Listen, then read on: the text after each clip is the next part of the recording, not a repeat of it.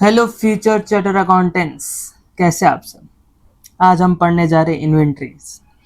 Inventories होता है क्या सर? सर इन्वेंट्री क्या होता है? सर हमें बताओ ये इन्वेंट्री क्या होता है। आंखें खुली हो या हो बंद, दीदार उनका होता है। कैसे कहूँ ओ यारो, ये इन्वेंट्री क्या होता है।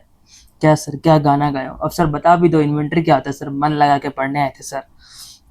तो इन्वेंट्री क्या है? स्टॉक्स, माल जो आप बिजनेस करते हो उसी का इन्वेंट्री है।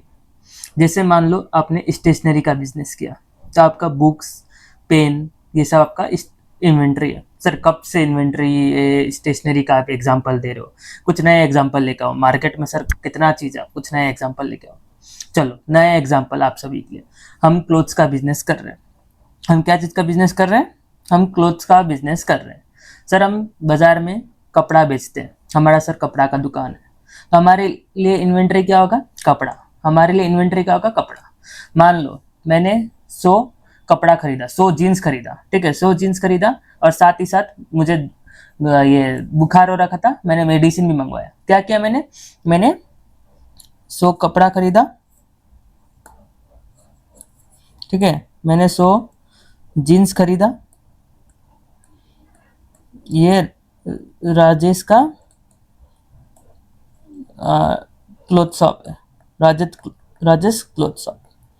मैंने उसमें 100 जीन्स खरीदा और 4 मेडिसिन भी खरीदा। मुझे क्या हो रखा? बुखार हो रखा, इसलिए मैंने मेडिसिन खरीदा, फीवर। अब मेरे को बताओ, मेरा क्लोथ शॉप है तो मेरा इन्वेंट्री क्या रहेगा? जीन्स या मेडिसिन? सर हमारा क्लोथ शॉप है इसलिए हमारा जीन्स रहेगा इन्वेंट्री, ठीक है, जीन्स रहेगा हमारा इन्वेंट्री। मान लो ये मैंने सुबह खरीदा, मॉर्निंग में, ठीक है, दिन भर में मेरे पास कस्टमर आए, मैंने बेचा, तो मैंने 50, मान लो 55 जीन्स बेच दिया, सेल किया दिन भर में, ठीक है। लास्ट में मेरे पास कितना जीन्स बचा? 45 जीन्स। 100 माइनस 50, 55, 45 जीन्स मेरे पास बचा। इतना मेरे पास बचा हुआ है। तो ये जो बचा हुआ जीन्स रहता है, लास्ट में एंड में जो बचा हुआ जीन्स रहता है, उसी को बोलते हैं क्लोजिंग स्टॉक। क्या बोलते हैं? Closing stock. और closing stock is nothing but a inventory. समझा? क्या हुआ? मेरा कपड़ा का दुकान था, मैंने 100 जीन्स खरीदा, दिन भर में मैंने 55 जीन्स बेचा, लास्ट में मेरा 45 जीन्स बचा है। जो बचा, जो जीन्स बचा, वही मेरा क्लोजिंग स्टॉक है। और क्लोजिंग स्टॉक को ही इन्वेंट्री बोलते हैं। अब मान लो मैंने सर 2 मेडिसिन भी खाया, मुझे फीवर था, मैंने 2 मेडिसिन भी खाया, ठीक है, और 2 ठो मेडिसिन बच गया, 2 मेडिसिन बच गया सर लास्ट में। सर क्या ये हमारा इन्वेंट्री है? क्या ये हमारा इन्वेंट्री है? क्या ये इन्वेंट्री है? नहीं। द आंसर इज नो, ये हमारा इन्वेंट्री नहीं है। क्यों सर? क्योंकि हमारा क्या चीज का बिजनेस था? हमारा क्लोथ शॉप था। हमारा क्लोथ शॉप था। हमने कोई मेडिसिन बेचा है? नहीं सर, हमने मेडिसिन नहीं बेचा, हम खुद खाए। और हमारा क्लोथ शॉप था इसलिए हमारा इन्वेंटरी नहीं। अब दूसरा एग्जांपल, सर हमारा क्लोथ शॉप था, क्लोथ शॉप ही अभी भी सर। सर मैंने 500 शर्ट खरीदा, टी शर्ट या शर्ट जो बोलना है, खरीदा। सर साथ ही साथ मैंने 5 मेडिसिन भी खरीदा, डी कोल्ड का। मुझे बुखार है सर, मैंने मेडिसिन खरीदा डी कोल्ड का। सर मैंने दिन भर में 150 शर्ट बेच दिया, आज इतना अच्छा बिक्री हुआ सर, 150 शर्ट मैंने बेच दिया। और सर एक कस्टमर आया था, उसे भी बुखार था, सर उसे भी बुखार था, उसने बोला भाई मेरे को भी एक मेडिसिन दे दे। मैं बोला ये मेरे खुद के लिए लाया हूँ, मैं तेरे को नहीं दे सकता। वो बोला भाई पैसा लेके दे दे, बुखार है, मेडिसिन तो दे दे भाई। मैं बोला ठीक है, आपको बुखार है, आप ऐसे ले लीजिए मेडिसिन। वो बोला भाई मैं ऐसे तो नहीं लूंगा, पैसा लेना तो लो, नहीं तो मैं नहीं लूंगा मेडिसिन। तो ठीक है, एक सेकेंड रुकना।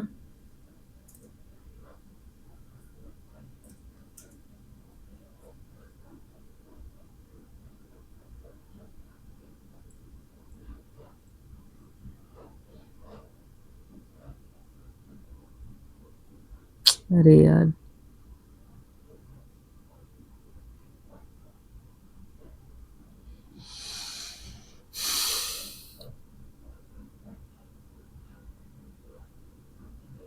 ये बंद कैसे होगा?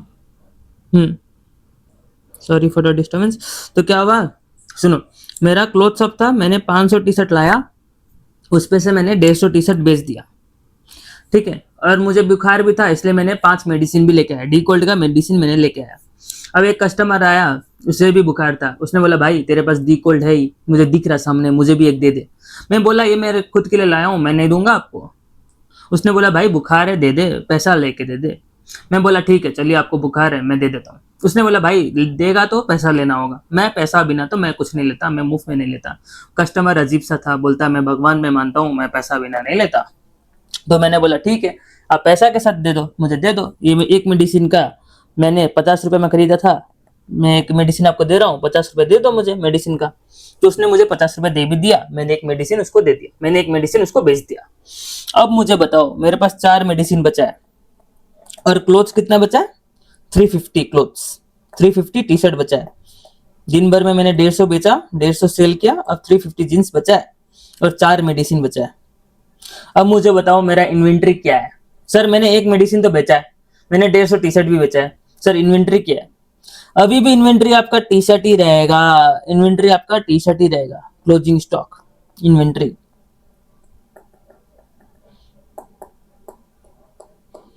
सर मुझे बताओ मेडिसिन क्यों नहीं हुआ इस बार? तो मैंने मेडिसिन भी बेचा सर, तो मेरा मेडिसिन इन्वेंट्री क्यों नहीं हुआ? मैंने कब ऐसा बोला कि अगर आप जो सामान बेचोगे वो आपका इन्वेंट्री है? मैंने ऐसा बोला नहीं। आपका क्लोथ शॉप था, आप क्लोथ बेचते हो, आपने जीन्स बेचा, टी शर्ट बेचा, आपने वेस्ट बेचा, या फिर और भी कुछ भी बेचा। अगर आप क्लोथ से रिलेटेड कपड़ा आप बेचते हो तो वो आपका इन्वेंट्री है। क्यों? क्योंकि आपका बिजनेस धंधा धंधा जो है आपका वो है टी शर्ट का, वो है आपका क्लोथ का। तो आप क्लोथ बेचते हो, कपड़ा बेचते हो, तो वो आपका इन्वेंट्री बनता है। लेकिन अगर आप साइड में मेडिसिन बेचते हो, जैसे मान लो मेरा दुकान में फर्नीचर भी है, एक फर्नीचर थोड़ा सा खराब हो रहा है, मुझे एक कस्टमर अच्छा पैसा दे रहा है, मैंने उसको बेच दिया फर्नीचर, तो क्या वो मेरा इन्वेंट्री हो गया? नहीं, वो मेरा एसेट ही रहेगा। Inventory is also asset, but furniture मेरा फिक्स एसेट रहेगा, फिक्स एसेट, क्योंकि मैंने उसको लॉन्ग टर्म यूज के लिए खरीदा था, बट मेरा खराब हो गया तो मैंने बेच दिया, मुझे अच्छा पैसा मिल रहा था तो मैंने बेच दिया। जो भी मैं बिजनेस में सेल करता हूँ वो सारा इन्वेंट्री नहीं होता। क्या? जो भी मैं बिजनेस में सेल करता हूँ वो सारा इन्वेंट्री नहीं होता। जो चीज का बिजनेस है, जो मेरा मेन बिजनेस है, जैसे क्लोथ मेरा, कपड़ा मेरा मेन बिजनेस था, तो वो मेरा इन्वेंट्री है। अब दूसरा एग्जाम्पल, मान लो मेरा मेडिसिन का बिजनेस है, मेडिसिन का बिजनेस है, मेडिसिन शॉप। मैं एक फार्मेसी हूं, क्रिस फार्मेसी, मेरा दुकान का नाम है क्रिस फार्मेसी। मैं दवाई बनाता हूं और बेचता, मैं दवाई खरीदता हूं और बेचता हूं। मैंने क्या क्या रख रखा?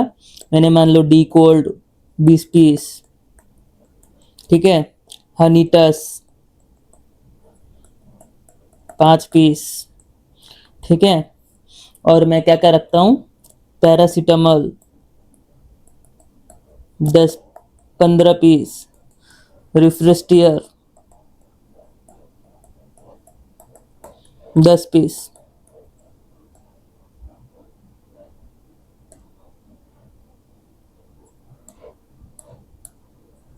ठीक है, मैं ये सब रखता हूँ। अब उसमें से मैंने डी कोल्ड, ये अब मैंने सेल किया है, डी कोल्ड 10 पीस बेच दिया, हनी टस 5 पीस बेच दिया, पैरासीटामोल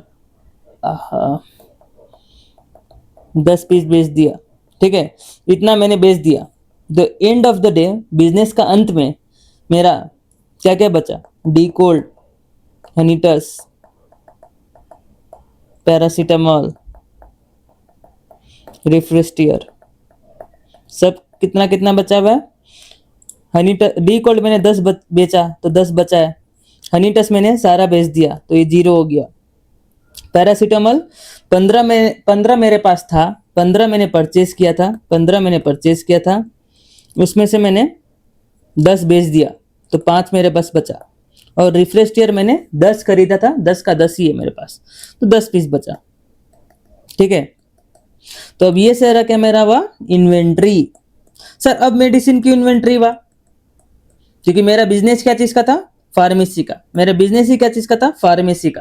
तो मैं इसलिए इन्वेंट्री मेरा क्या बना, मेडिसिन। जितना भी सारा मेडिसिन था, जो भी मैंने परचेस किया, सेल किया, उसके बाद जो लास्ट में बचा वो क्या हुआ, मेरा इन्वेंट्री। क्यों सर? क्योंकि मेरा मेन बिजनेस ही फार्मेसी का था।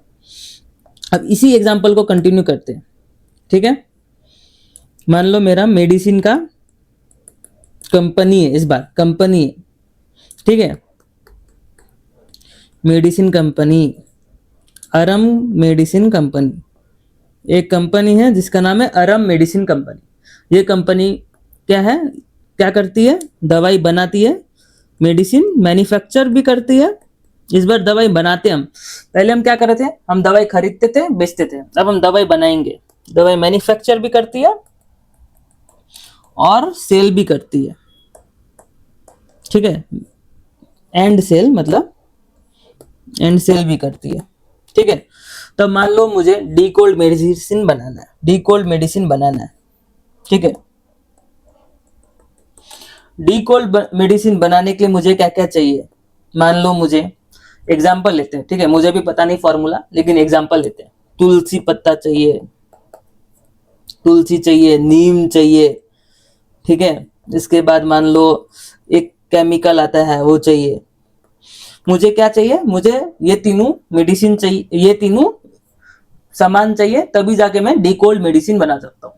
मुझे क्या चाहिए, मुझे ये तीनों सामान चाहिए, तभी मैं डी कोल्ड मेडिसिन बना सकता हूँ। तो ये तीनों सामान मेडिसिन बनाने के लिए यूज होगा, इसे बोलते हैं रॉ मटेरियल। ध्यान से सुनना।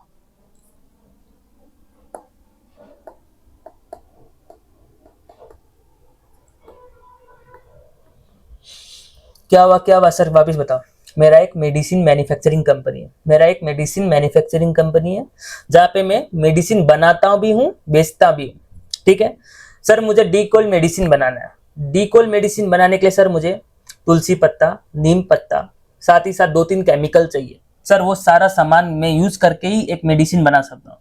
तो जो भी सामान मैंने यूज किया, लाइक तुलसी पत्ता, नीम पत्ता, और मैंने 2-3 तो केमिकल यूज किया, जो भी सामान मैंने यूज किया एक फाइनल गुड बनाने के लिए, डी कोल्ड मेडिसिन बनाने के लिए, उसे बोलता है रॉ मटेरियल। उसे क्या बोलते हैं, रॉ मटेरियल, ठीक है। अब मान लो मैंने मेडिसिन बनाना चालू किया, ये तीनों सामान लेके मैंने मेडिसिन बनाना चालू किया। बीच में क्या हुआ, बीच में वर्कर ने बोला भाई आज के लिए इतना ही, मैं इतना ही काम कर सकता हूँ, छुट्टी, आज को मुझे छुट्टी चाहिए। तो मेडिसिन क्या हुआ, मशीन में चला गया, आधा बन चुका है, आधा बना लेकिन फाइनल नहीं हुआ, बाजार में अभी मैं बेच नहीं सकता। क्या हुआ, मेडिसिन आधा बना, तो उससे बोलते हैं work in progress, work in progress और सेमी फिनिश गुड्स।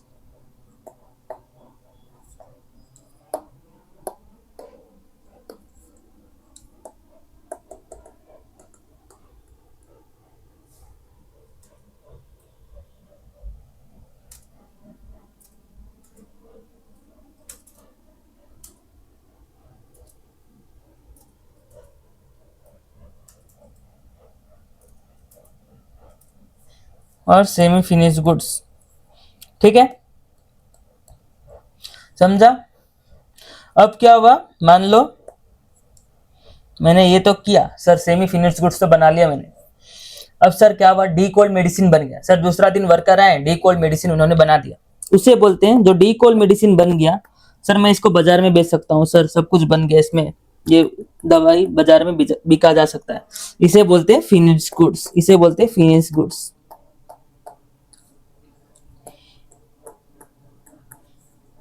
देखो इसका मैं क्लासिक एग्जांपल दूं, देखो मान लो अभी सबसे फेवरेट मैंगो का सीजन है, मैंगो का सीजन है,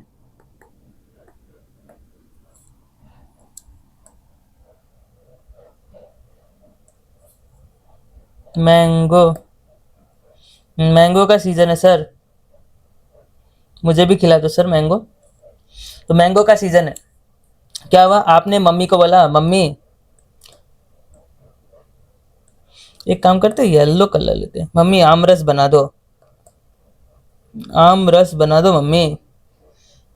मम्मी ने बोला ठीक है बेटा मैं बना दूंगा, मैं बना दूंगी, आम रस मैं बना दूंगी।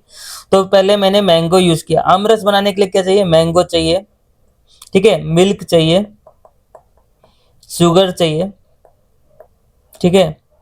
तो आपकी मम्मी ने आपको बोला कि बेटा मैंगो बनाने के लिए मिल्क चाहिए, मैंगो चाहिए, शुगर चाहिए, तो ये सब क्या हुआ, आमरस बनाने के लिए क्या हुआ, ये सब रॉ मटेरियल्स, ये सब सामान यूज करके मैं फाइनल प्रोडक्ट बनाऊंगा, तो ये क्या हो गया, रॉ मटेरियल।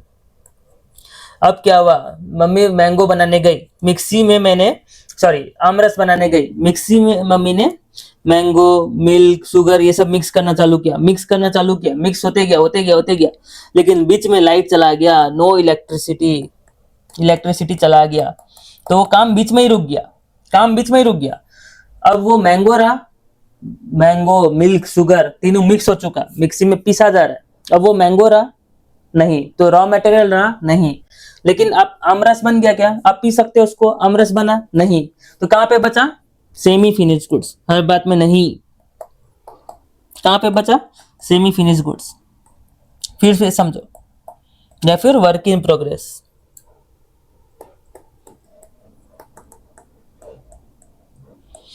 फिर से एक बार समझो, क्या हुआ, आपने मम्मी को बोला आमरस बनाओ, तो मम्मी ने आपको मैंगो, मिल्क, शुगर ये तीनों चीज मिक्स, ये तीनों चीज बोला, ये तीनों चीज चाहिए मुझे आमरस बनाने के लिए, मैंगो, मिल्क, शुगर ये तीनों चीज चाहिए, तो ये तीनों चीज क्या हो गया, रॉ मटेरियल्स। फिर मम्मी ने बनाना चालू किया, मिक्सी में मिक्स करना चालू किया, बीच में इलेक्ट्रिसिटी चला गया, तो क्या हुआ, मैंगो, मिल्क, शुगर ये तीनों मिक्स होना चालू हो गया, मिक्सी में तीनों मिक्स होना चालू हो गया, तो ये क्या हुआ, अभी मैंगो रहा, क्या आप मैंगो खा सकते हो, नहीं, आप आमरस पी सकते हो, नहीं, हर बार में नहीं हुआ, तो ये क्या बना अपना, सेमी फिनिश्ड गुड्स, इसको बोलते हैं वर्क इन प्रोग्रेस।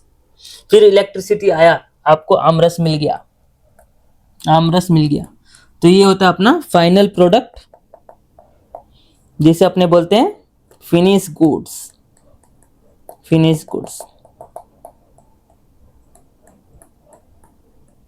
ठीक है। तो चलो आओ चैप्टर में आओ, अब खाली अभी तक मैंने इन्वेंट्री समझाया, चैप्टर में तो अपने घुसे भी नहीं है। तो इन्वेंट्री क्या होता है, inventory is anything that we sell in a business that refers to our asset in business.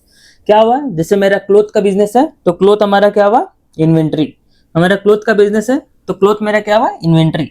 मेरा मेडिसिन का बिजनेस है, तो मेडिसिन मेरा क्या हुआ, इन्वेंट्री।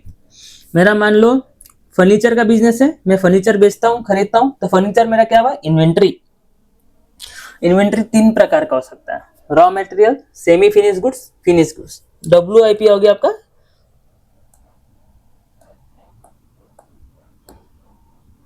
WIP आपका क्या हो गया, सेमी फिनिश गुड्स, ठीक है। चलो ये सब टाइप्स ऑफ इन्वेंट्री है, टाइप्स ऑफ इन्वेंट्री आपको समझा ना, मैंने अभी समझाया। अब देखो क्या होता है, अब इन्वेंट्री निकलेगा कैसे सर, इन्वेंट्री क्या होता है, इन्वेंट्री का कहाँ पे बुकिंग होता है सर, इन्वेंट्री एसेट का पार्ट है, लाइबिलिटी का पार्ट है, P&L का पार्ट है, क्या है सर। इन्वेंट्री जो आपका लास्ट में बचा रहता है ना, इन्वेंट्री जो आपका लास्ट में बचा रहता है वो आपका एसेट है, हमेशा एसेट ही रहता है, inventory is always your asset, inventory is a current asset shown in balance sheet, ठीक है। इन्वेंट्री क्या अपना करेंट एसेट है which is shown on balance sheet, ये एग्जाम में आएगा क्वेश्चन, अभी अपने बैलेंस शीट पढ़ेंगे, फाइनल अकाउंट पढ़ेंगे, उसमें भी इंपॉर्टेंट है, ठीक है। अपने पहले मैं बता दूं आपको, AS2 पढ़ रहे हैं, AS2, AS क्या होता है sir, accounting standards, institute, ICAI institute of charter accountants of India, जिससे आप CA बनोगे, उसने बहुत सारे AS अकाउंटिंग स्टैंडर्ड प्रोवाइड किया है, उसमें से एक अकाउंटिंग स्टैंडर्ड इन्वेंट्री है, AS2। आप इंटर में पहुंचोगे ना तो बहुत सारा AS पढ़ोगे, अभी सिर्फ अपने एक ही AS पढ़ेंगे, दैट इज AS2 इन्वेंट्री, ठीक है। इन्वेंट्री कहाँ पे रिकॉर्ड होता है, it is an asset, balance sheet में रिकॉर्ड होता है। तो सर यहाँ पे इनकम का क्या दे रखा सर, यहाँ देखो, अपने ट्रेडिंग अकाउंट बनाते हैं, सिंपल सर। ट्रेडिंग अकाउंट क्या होता है, ये सब आप जब फाइनल अकाउंट पढ़ोगे तो ही आपको समझ में आएगा, फिर भी मैं बताता हूँ। ट्रेडिंग अकाउंट जब अपने बनाते हैं ना, देखो मेरा बिजनेस का स्टार्टिंग में कुछ इन्वेंट्री पड़ा रहेगा, मैंने कुछ परचेज किया था, तो इन्वेंट्री पड़ा रहेगा, मान लो आज 31 मार्च 2025 है या 2026 है, मान लो इस दिन मेरे पास क्लॉथ जीन्स 500 पड़ा है, 500 जीन्स पड़ा है, तो मैं ओपनिंग स्टॉक में क्या लिखूंगा, टू ओपनिंग स्टॉक, ठीक है। 500 जिसका वैल्यू है 50, मान लो, इतना सस्ता होता नहीं है बट एग्जाम्पल, तो 25,000 ये आपका ओपनिंग स्टॉक हुआ। फिर आपने इस साल और जीन्स परचेज किया 10 टू, तो 5,000 इसका आया। फिर आपने सेल किया, मान लो ये आपका परचेज हुआ और 50 @ 100, फिर आपने सेल किया 200 @ 100, तो 20,000 हुआ। अब भाई क्लोजिंग स्टॉक अपने पास कितना बचा? देखो ये अभी समझ में नहीं आएगा, बस मैं फिर भी बता दे रहा हूँ, ठीक है। क्लोजिंग स्टॉक मान लो अपने पास 20,000 और बचा, एग्जाम्पल है, क्योंकि अभी आपको कुछ समझ में नहीं आएगा। 40,000 इधर 30,000, तो to gross profit by gross profit होगा, नहीं, टू ग्रॉस प्रॉफिट 30 10,000 से ये आपका पीएनएल में दिखेगा। ग्रॉस प्रॉफिट जो है वो आपका इन्वेंटरी से रिलेटेड पीएनएल में दिखेगा। अभी आपको उतना नहीं समझेगा, जब फाइनल अकाउंट पढ़ोगे तो ही समझ में आएगा, इसलिए अभी पढ़ा के फायदा नहीं है, ठीक है। अब कुछ अपने गोल्डन रूल्स पढ़ते हैं। हर जगह golden rule, sir golden rules of accounts है क्या ये? नहीं sir, golden rules of account नहीं है, ये कुछ और है। अरे भाई ये जाता क्यों नहीं है? कोई बात नहीं, ये नहीं जाता तो अपने है ना, अपने उस्ताद है। अब अपने पढ़ेंगे golden rules of accounting. Sir क्या है गोल्डन रूल्स ऑफ अकाउंटिंग, बताओ हमें भी।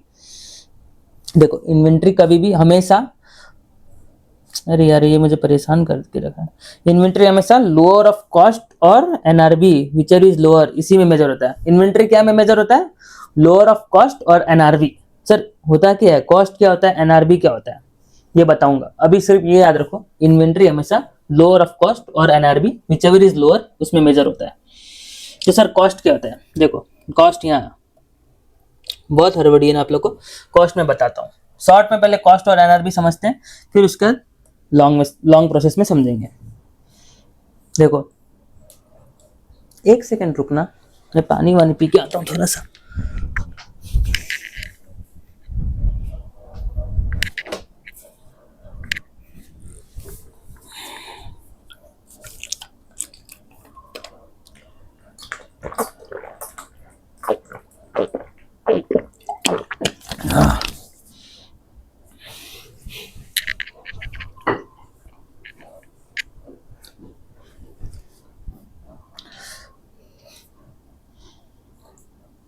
इन्वेंट्री क्या में मेजर होता है? लोअर ऑफ कॉस्ट और एनआरबी। सर कॉस्ट क्या होता है, एनआरबी क्या होता है, ये बताओ हमें। देखो कॉस्ट होता है जो भी अपना खर्चा हुआ, कॉस्ट सिंपल वर्ड में जो भी अपना खर्चा हुआ। मान लो मुझे परचेज करने, इन्वेंट्री परचेज किया तो जीन्स मैंने परचेज किया 20,000 का, शर्ट मैंने परचेज किया 30,000 का, फिर मैंने पैंट परचेज किया 15,000 का। ये सब खर्चा हुआ मेरा, 20 25 कितना हुआ, 50 और ये 60 65,000 मेरा खर्चा हुआ। तो ये मेरा कॉस्ट हो गया, ये मेरा कॉस्ट हो गया। कॉस्ट आपको समझ में आया, खर्चा। अब एनआरबी क्या होता है सर, ये भी तो बताओ।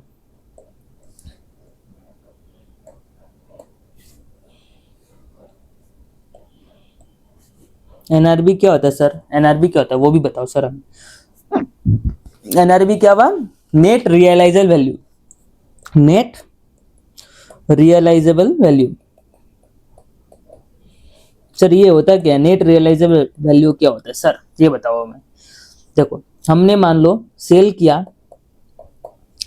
मान लो 45,000 में, ठीक है। अभी तो हमने जो भी ये खरीदा था, जीन्स टी शर्ट पैंट, ये सब हमने 45,000 में खर्चा सेल किया। और सेल करते वक्त हमें, नहीं 45 नहीं, इसको 95,000 बना दो, ठीक है। इसको 95,000 सेल किया हमने 95,000 में, और हमें खर्चा हुआ सेल करने के लिए। सेल करने के लिए क्या खर्चा होगा सर? मार्केटिंग किया मैंने मार्केटिंग किया कि मैंने होर्डिंग्स लगाया कि हाँ भाई यहाँ पे मैंने एडवर्टाइजमेंट चलाया कि भाई देखो, मान लो लक्स का जीन्स है, मान लो लक्स का जीन्स है, लक्स का जीन्स आप पहनोगे तो आप पूरा चमकोगे, ऐसा मैंने एडवर्टाइजमेंट चला दिया। मैं एक एडवर्टाइजमेंट चलाया ताकि मेरा सामान बिके, तो मार्केटिंग का खर्चा हुआ मुझे मान लो 20,000, ठीक है, 20,000 खर्चा हुआ। तो ये दोनों को नेट करेंगे तो 75,000, यही आपका एनआरबी है, ये आपका एनआरबी है। तो एनआरबी क्या हुआ, सिंपल वर्ड में sale price minus selling expense, minus selling expense. ठीक है, फिर से समझो, मान लो मैंने जीन्स बेचा 45,000 में, ठीक है।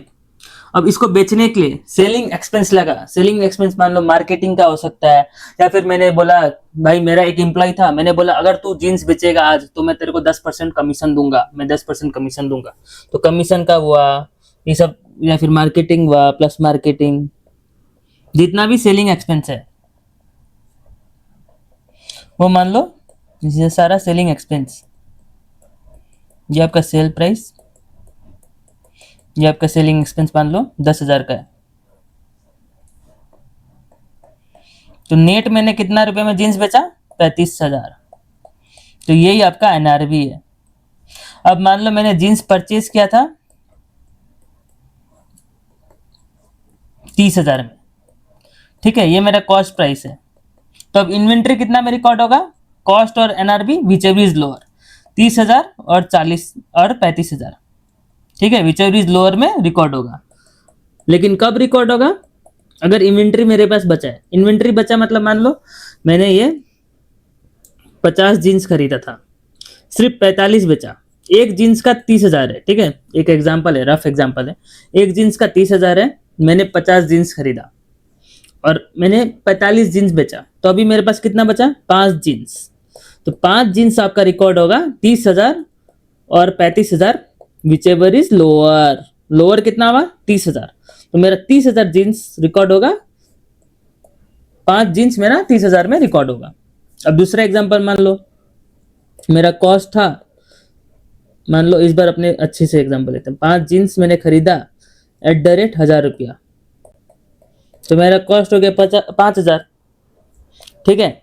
अब मैंने सेल किया 3 जीन्स @ मान लो 800 रुपया में, और इससे खर्चा कितना हुआ, सेल प्राइस 2400 सेल प्राइस, और इसे खर्चा करने कितना रुपया लगा, एक जीन्स को बेचने के लिए मुझे खर्चा पड़ा 100 रुपया, तो 3 जीन्स को 300 रुपया। अब आप ऐसे निकालो, नेट एनआरबी क्या हुआ, 800 माइनस 100, 700 रुपया एनआरबी हुआ, और कॉस्ट क्या हुआ, कैसे, sale price minus selling expense, और कॉस्ट प्राइस 1,000 रुपया। तो अब इन्वेंट्री कितना में रिकॉर्ड होगा, 1,000 और 700, विच एवर इज लोअर। ये दोनों में लोअर कौन सा है, लोअर मतलब जो कम है, 700 रुपया कम है, तो 700 में रिकॉर्ड होगा @ कितना जीन्स बचा है, मैंने 5 जीन्स खरीदा, इसमें से मैंने 3 बेच दिया, तो जो जीन्स को रिकॉर्ड करूंगा मैं 700 में, तो मेरा इन्वेंट्री का वैल्यू क्या होगा, 1,400 रुपया। समझा। तो आ जाओ, अब हम कहाँ थे, यहाँ देखो, अब क्या होता है, कॉस्ट मतलब purchase price plus duties charges freight inwards. क्या हुआ सर ये, देखो परचेज प्राइस तो हमको समझा, जो हमने कॉस्ट, जो जिसमें मैंने खरीदा, जितना में हमने खरीदा। अब कभी कभी होता है कि मेरे को टैक्सेस ड्यूटीज देना पड़ेगा, कस्टम ड्यूटी। मान लो मैंने ये जीन्स खरीदा है चाइना से, तो चाइना से मैं इंडिया जब भी लाऊंगा तो मुझे बॉर्डर में कस्टम ड्यूटी देना पड़ता है, कस्टम ड्यूटी के बिना नहीं आता। अब क्या हुआ, कस्टम ड्यूटी 2 टाइप का होता है। मान लो एक रिफंडेबल है, रिफंडेबल मतलब क्या हुआ, इंडिया बॉर्डर ने बोला तू मुझे ड्यूटी दे, मैं ये चाइना से मांगूंगा ये ड्यूटी, और चाइना मुझे रिटर्न कर देगी, तो मैं तुझे दे दूंगा।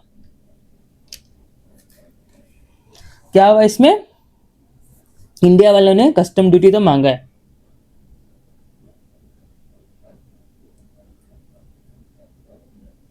इंडिया वालों ने कस्टम ड्यूटी तो मांगा, मैंने कस्टम ड्यूटी दिया, लेकिन क्या बोला, चाइना अगर मुझे कस्टम ड्यूटी रिटर्न करेगी तो मैं तुझे रिटर्न कर दूंगा। तो रिफंडेबल है ये रिफंडेबल है, ये इन्वेंट्री का पार्ट नहीं बनेगा, कॉस्ट का पार्ट नहीं बनेगा। क्यों सर, क्योंकि मेरा खर्चा हुआ, मैंने देखो एग्जांपल लो, ये एक एयरपोर्ट्स है, मैंने चाइना से खरीदा, ठीक है, मैं इंडिया में लाया, ये इंडिया है, मैं इंडिया में लाया, इसने मुझे बोला कि सर मुझे पैसा दो, ये मान लो पैसा है सर, मुझे इंडिया ने बोला ये मुझे पैसा दो, ये मैंने इसको पैसा दिया और मैं ये इन्वेंट्री लेके आ गया, मैं ये एयरपोर्ट्स लेके आ गया। अब क्या हुआ, इंडिया ने बोला कि सर ये पैसा जो आपने दिया ये मैं चाइना से लूंगा और चाइना ने मुझे पैसा देगा तो मैं आपको दे दूंगा वापस। तो क्या हुआ, चाइना से पैसा लिया, चाइना ने उसको पैसा दे दिया, तो मुझे वापस मेरा पैसा मिल गया, मुझे वापस मेरा पैसा मिल गया। तो मेरा खर्चा हुआ क्या, नहीं सर खर्चा हुआ नहीं, क्यों, क्योंकि मैंने इसको पैसा दिया था, बोला कि पैसा रख तू, मुझे मेरा इन्वेंट्री दे, उसने बोला चाइना से मुझे पैसा मिल गया, आप अपना पैसा रखो, तो उसने मुझे मेरा पैसा दे दिया, तो मेरा खर्चा लगा नहीं, तो ये रिफंडेबल हुआ, इसीलिए ये कॉस्ट का पार्ट नहीं बनेगा। अब क्या हुआ, दूसरा था ई रिफंडेबल, नॉन रिफंडेबल। क्या हुआ, मैंने उसको पैसा दिया, उसने पैसा रखा, उसने मुझे वापस नहीं किया, तो मेरा खर्चा हुआ, मेरा कस्टम ड्यूटी लगा, क्योंकि मुझे वापस पैसा नहीं मिला, तो नॉन रिफंडेबल था, तो वो आपका इन्वेंट्री का पार्ट बनेगा, ठीक है। अब दूसरा एग्जांपल समझो, मैंने क्या हुआ, मैंने ये एयरपोर्ट्स लाया, बहुत सारा लाया, इतना सारा लाया कि मुझे रिक्शा भाड़ा देना पड़ा, रिक्शा में मैं लेके आया, तो ठीक है, मुझे रिक्शा में लाना पड़ा, तो रिक्शा वाला ने मान लो 500 रुपया लिया, तो वो भी मेरा खर्चा है, रिक्शा वाला वापस देगा क्या मुझे पैसा, नहीं ना, वो भी मेरा खर्चा है, तो वो भी आपका इन्वेंट्री का पार्ट बनेगा, उसे बोलते हैं फ्रेट इनवर्ड, उसे बोलते हैं फ्रेट इनवर्ड। तो अभी तक हमने क्या क्या सीखा इन्वेंट्री का पार्ट, 101 तो जो सर हमने परचेज किया, परचेज प्राइस, रुको ये फेयरली लिखते अपने, आप भी कॉपी में लिखो, चेक है हुआ, इन्वेंट्री का कॉस्ट प्राइस,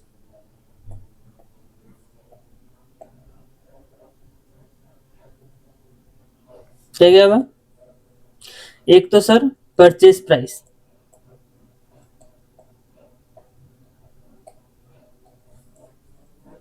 जितना में हमने परचेज किया, एक वो हुआ। दूसरा सर, दूसरा क्या हुआ, दूसरा हुआ कस्टम ड्यूटी,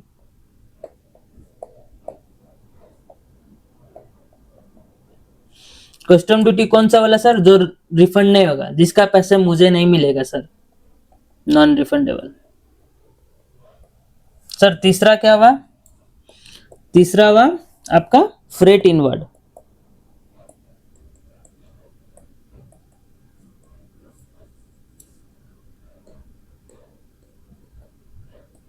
फ्रेट इनवर्ड क्या हुआ सर, एग्जाम्पल लिख लो, रिक्शा भाड़ा,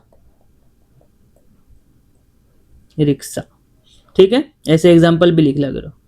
तो हम कहां तक सीख लिया, हमने सीखा कॉस्ट ऑफ परचेज, इसको बोलते हैं कॉस्ट ऑफ परचेज, ये हमने सीख लिया।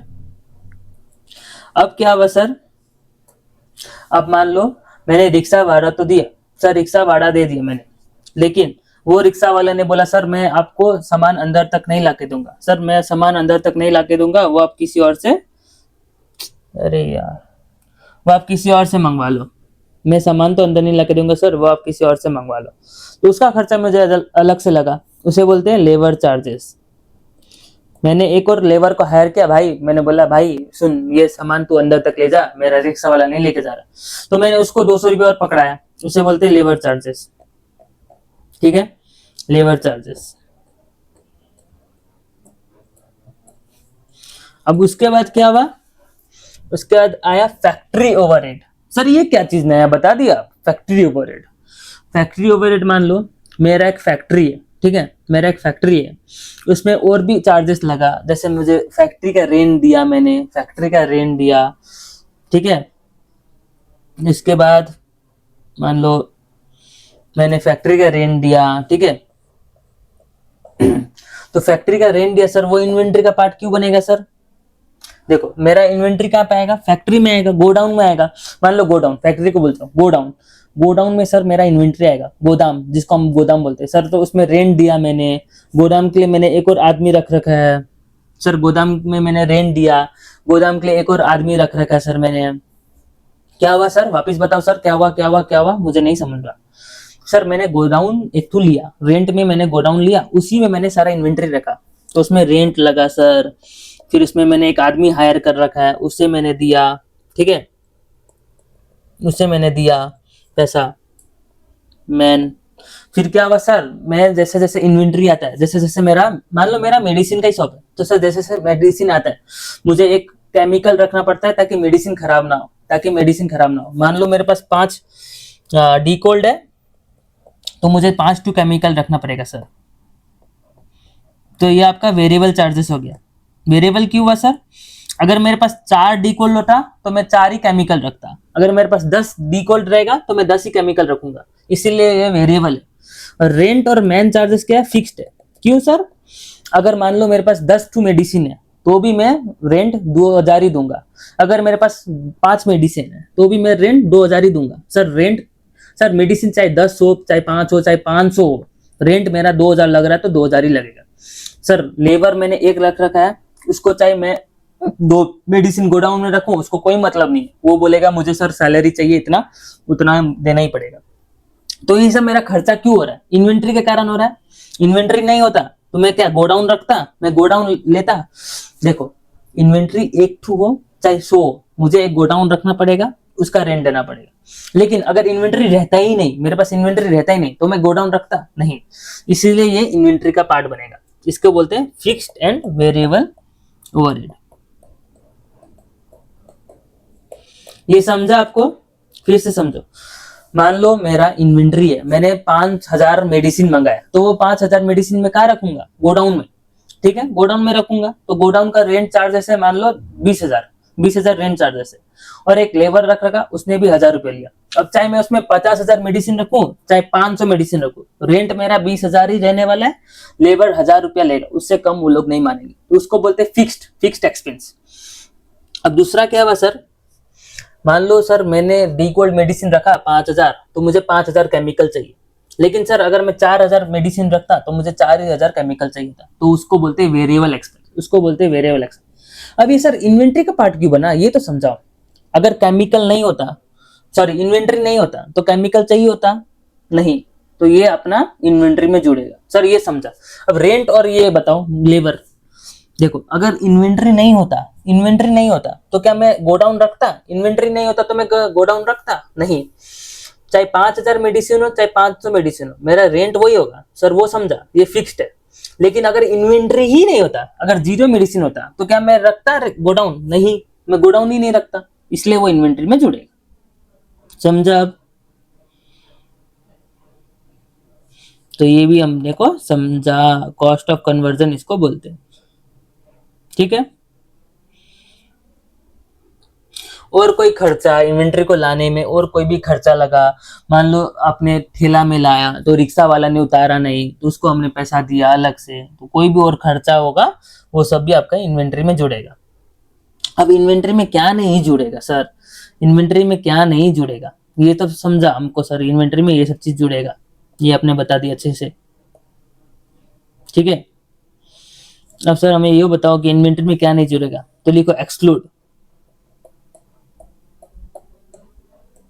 एक्सक्लूड हम क्या क्या करेंगे? ट्रेड डिस्काउंट हम एक्सक्लूड करेंगे।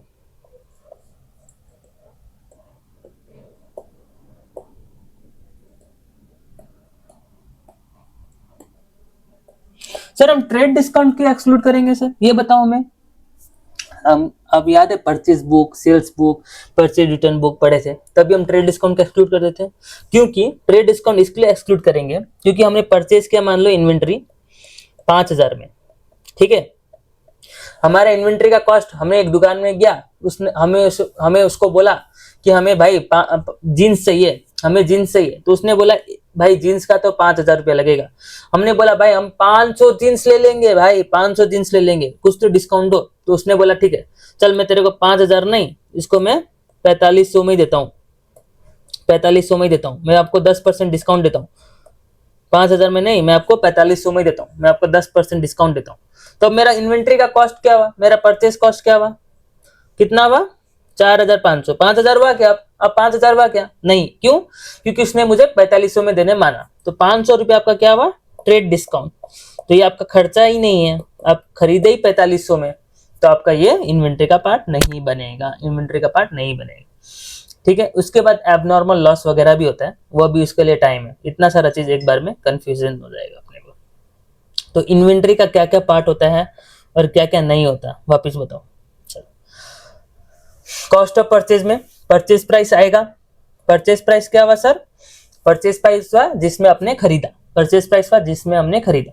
अब सर हमने परचेज करते वक्त कुछ कुछ चार्जेस लगा, कस्टम ड्यूटी लगा, टैक्सेस लगा, सर वो भी इन्वेंट्री का पार्ट बनेगा सर। लेकिन रिफंडेबल कस्टम ड्यूटी है सर, रिफंडेबल कस्टम ड्यूटी है सर। हमने पैसा लिया सर, हमसे इंडिया ने पैसा लिया सर, वापस पैसा रिटर्न किया सर, रिफंड हो गया, मुझे पैसा मिल गया, रिटर्न मिल गया, तो क्या वो अपना इन्वेंट्री का पार्ट बनेगा? नहीं सर, वो नहीं बनेगा सर। मुझे इन्वेंट्री लाते लाते मुझे सर रिक्शा में लाना पड़ा सर, मुझे इतना सारा सामान मैं एक बार में नहीं ला पाया, मुझे रिक्शा में लाना पड़ा। रिक्शा का चार्जेस क्या इन्वेंट्री में इंक्लूड होगा? सर जरूर होगा, इन्वेंट्री में इंक्लूड। सर उसके बाद रिक्शा वाला ने बोला कि मैं भाई गोडाउन तक नहीं पुगा सकता, तुम किसी दूसरा आदमी को बुलाओ। तो मैंने दूसरा आदमी को हायर किया, उसको मैंने बोला गोडाउन तक इन्वेंट्री लेके जा, उसको भी इन्वेंट्री में इंक्लूड करेंगे। उसको हमने पैसा दिया, उसको भी हमने क्यों दिया? ताकि हम गोडाउन में इन्वेंट्री पुगा सके। इन्वेंट्री के चक्कर में खर्चा हुआ तो उसको भी हम इन्वेंट्री में इंक्लूड करेंगे सर। उसके बाद हमें गोडाउन लिया, गोडाउन का रेंट लगता है सर, उसमें हम एक आदमी को रखे हैं ताकि दिन भर देख पाए, तो सर वो सब भी हमारा इन्वेंट्री के कारण ही खर्चा है, तो वो भी इंक्लूड होगा, उसको हम बोलते हैं फिक्स्ड ओवरहेड सर। उसके बाद मैंने मेडिसिन बेचता हूँ सर, मेरा मेडिसिन का शॉप है, मुझे केमिकल्स रखना पड़ता है मेडिसिन के चक्कर में सर। 4000 मेडिसिन होगा तो मुझे 4000 केमिकल चाहिएगा सर, 2000 मेडिसिन होगा तो मुझे 2000 केमिकल चाहिए, तो वो मेरा एक्सपेंस है, उसको बोलते हैं वेरिएबल ओवरहेड, तो वो भी इन्वेंट्री का पार्ट बनेगा। और कुछ खर्चा इन्वेंट्री को लाने में कुछ खर्चा लगे तो वो सब इन्वेंट्री का part. Sir trade discount inventory का पार्ट है? नहीं। ट्रेड डिस्काउंट क्यों नहीं है? क्योंकि मेरा वो खर्चा ही नहीं है सर। मैंने 5000 में बोला था, उसने बेचा था सर, राजू ने 5000 में बेच रहा था, बट मैंने राजू को बोला भाई मैं 500 गुड्स खरीदूंगा, तो मुझे थोड़ा सस्ता में दे, डिस्काउंट में दे, तो उसने मुझे 4500 में दिया, तो सर मुझे फायदा हुआ 500 रुपया का। लेकिन मेरा एक्चुअल कॉस्ट कितना है सर? एक्चुअल कॉस्ट 4500 ही है, 5000 नहीं। तो ट्रेड डिस्काउंट इसलिए सर इंक्लूड नहीं होगा इन्वेंट्री में, समझा? अब पानी पियो।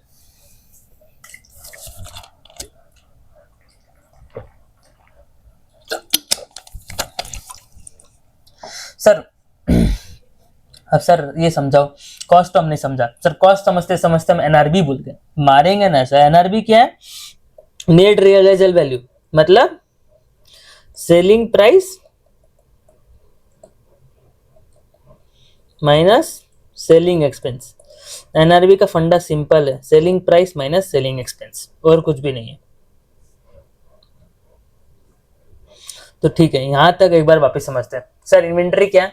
जो चीज का हमारा बिजनेस है सर, हमारा बिजनेस मान लो सर हमारा टॉय शॉप है, हम खिलौना खरीदते बेचते सर, हमारा खिलौना का शॉप है, तो हमारा बिजनेस क्या सर? टॉय खरीदना और टॉय बेचना। तो हमारा इन्वेंट्री क्या होगा? खिलौना। हमारा इन्वेंट्री क्या होगा? खिलौना।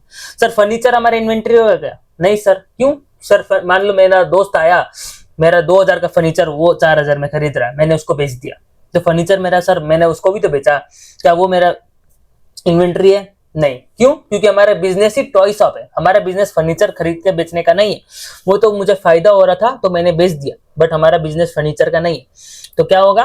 फर्नीचर हमारा वो होगा, इन्वेंट्री होगा? नहीं, इन्वेंट्री नहीं होगा सर। ये हमें समझा कि इन्वेंट्री नहीं होगा सर। अब आपने बताया था कि इन्वेंट्री 3 किस्म का होता है, क्या क्या? Raw material, work in progress, finish goods. मान लो सर हम खिलौना बना के बेचते हैं सर, इस बार हम खिलौना खरीद के नहीं, हम बना के बेचते हैं। तो सर खिलौना बनाने के लिए मुझे मान लो सर 2-3 सामान चाहिए, प्लास्टिक चाहिएगा सर। उसके बाद आप मान लो मैं गाड़ी बनाता हूँ सर, मैं खिलौना में गाड़ी बनाता हूँ, तो मुझे उसके लिए चक्का चाहिएगा, नॉट्स, काटी, ये सब चाहिए। तो सर मुझे क्या क्या चाहिए? प्लास्टिक चाहिए, नॉट चाहिए, काटी चाहिए, क्या क्या चाहिए, तो वो सब क्या हो गया? मेरा रॉ मटेरियल। अब सर मैं खिलौना बना रहा हूँ, बीच में मैंने काम छोड़ दिया सर, आधा ही खिलौना बनाया सर, मैं बाजार में नहीं बेच सकता, उसको बोलते हैं वर्क इन प्रोग्रेस। सर खिलौना बन गया है, बाजार में बेच सकता हूँ, बच्चा लोग आके खरीद सकते हैं सर, तो वो मेरा क्या हो गया? Finish goods. तो there are 3 types of inventory: raw material, work in progress, finish goods. Sir inventory आपने बोला था कि कॉस्ट और एनआरवी व्हिचएवर इज लोअर में रिकॉर्ड होता है,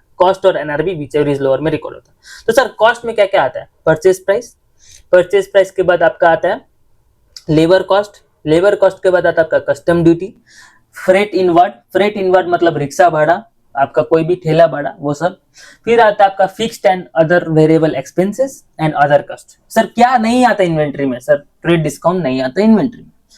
अब मैं एक चीज बताऊं, आपने जो भी पढ़ा वो अकाउंटिंग स्टैंडर्ड 2 के हिसाब से पढ़ा, ठीक है। तो मैंने आपको बोला inventory are measured at cost और NRV.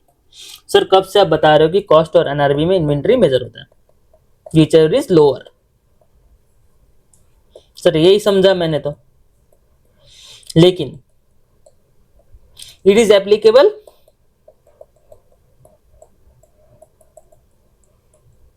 Only to finish goods and WIP। क्या sir? Inventory are measured at cost और NRV whichever is lower. Sir आप कब से यही बोल रहे हो कि इन्वेंट्री किस में मेजर होता है, कॉस्ट और एनआरवी व्हिचएवर इज लोअर। लेकिन ये अब मैं बता दूं आप सबको,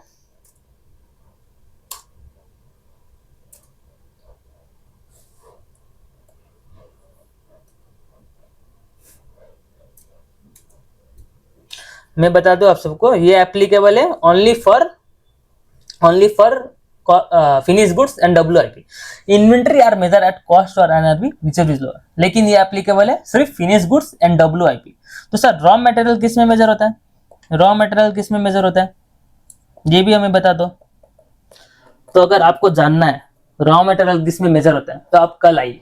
क्या सर, क्या मजाक कर रहे हो सर?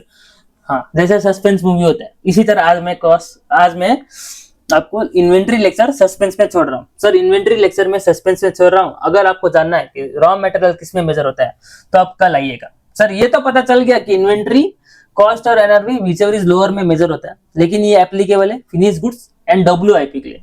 तो रॉ मटेरियल किस में मेजर होता है सर, ये जानना हो तो कल आ पाइएगा। हाँ, जो आप मन में सोच रहे हो कि सर रॉ मटेरियल कॉस्ट में मेजर होता है, वो 100% सही नहीं है। वो एक तरह से सही है लेकिन पूरा सही नहीं है। तो पूरा सच जानने के लिए आप आइएगा कल। आज का क्लास बस इतना ही। कुछ भी डाउट्स हो, कुछ भी फीडबैक देना हो तो कमेंट बॉक्स में जरूर दीजिएगा। अगर आपको लगता है कि आप सर इस तरह से पढ़ाओ तो आप वो भी बताइएगा। अगर आपको कुछ डाउट्स आता है तो वो भी आप कमेंट बॉक्स में जरूर बताइएगा। धन्यवाद दोस्तों, शुभ दिन रहे आपका। Best of luck for your exams. इसी तरह मन लगा के पढ़ेंगे। चलो धन्यवाद दोस्तों।